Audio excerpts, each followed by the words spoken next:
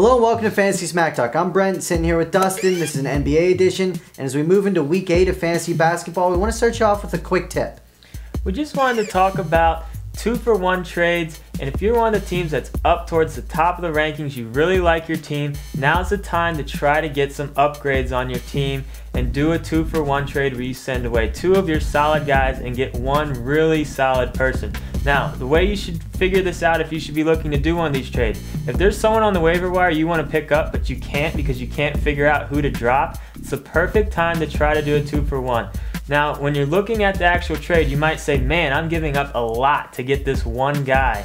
But you have to look at it with incorporating in the guy that you're going to pick up after you do the trade. And a lot of times when you add that guy in, it actually gives you more value than you thought. And it really does make sense to do those type of trades. Now's the time to do them.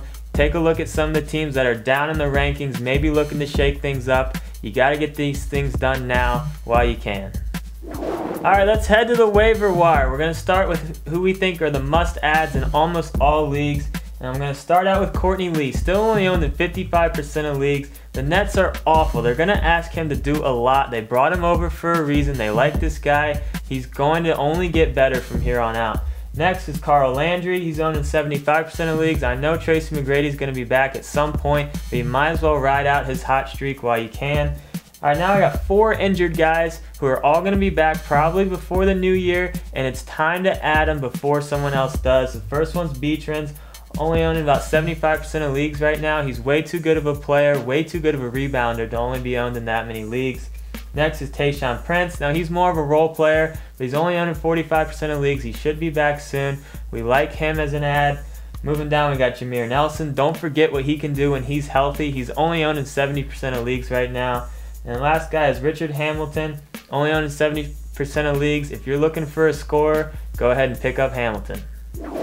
Next, we're going to dig into some guys you should be looking to add in the deeper leagues, or at least just keep an eye on. And the first one's Omri Caspi. I probably butchered his name. He's only owned in 5% of the leagues, but he's getting a good amount of minutes out there for the Kings, and he's really digging in Nacione's minutes. So if you own him, be a little afraid. But Omri gets, he's get you a lot of points, and he can get you a lot of the other intangibles. Next on the list is Battier. He's out there with the Rockets and T-Mac's coming back, but he's the solid Battier of old. 1 steal, 1 block, 1 3, great role player for most teams. Then we have Kenyon Martin. Now he's not the Kenyon Martin when he was on the Nets, of course, but he is a great power forward for deeper leagues. 10 points, 7 boards, but more importantly, a block and a half and a steal and a half is what his averages are thus far. Next on the list is Brandon Rush. He's only owned in about 23% of leagues, and Danny Granger is going to be out 4 to 6 weeks, probably closer to 6. And this means that Brandon Rush is going to be asked to shoot a lot of threes and score some points, worth a look, and maybe even worth an ad in deeper leagues. And last on our list here is Earl Boykins. Yes, little guy still in the league. He's playing for the Washington Wizards, and head coach Flip Saunders loves him. In 7 of the last 10 games, he's played the entire fourth quarter and even the overtimes whenever that does occur to him. So take a look at Earl. In week 7, he averaged about 16 points a game. So if this streak continues, he's definitely going to be worth an ad. So that's it for this NBA show. We'll be in the forums answering as many questions as we can. So get in there. Let's start talking some basketball. We'll see you next week.